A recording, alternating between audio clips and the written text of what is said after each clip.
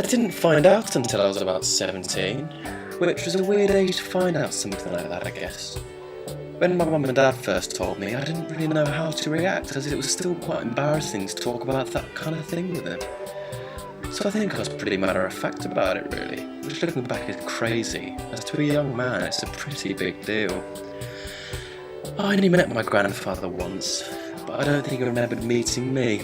He died a week or so later, and his eyes were closed. My forehead barely reached the edge of his hospital bed, and I just remember staring at the withered knuckle of his index finger. It was like one of those nooks in a tree that looked like an eye. I just stared into it for ages. I could just about hear him breathing over the dull hum of the machinery that was keeping him alive, and the staggered sobbing seeping through from the other side of the plastic curtain.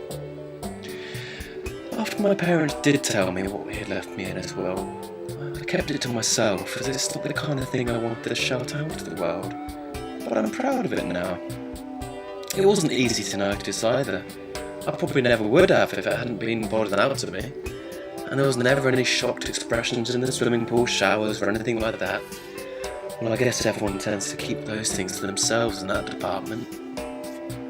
And I always did pretty well with the ladies too. I still do. But I probably wouldn't have been as confident if I knew what had happened down there. There were never any raised eyebrows or anything.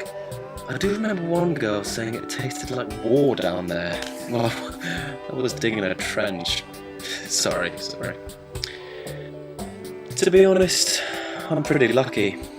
Not many grandparents would donate something so personal to a child they'd barely met before. But he obviously knew how different my life would have been if I had to keep what was left there after my brother ran me over with that lawnmower. Accidentally, of course, bless him. So yeah, here's to you, Grandad.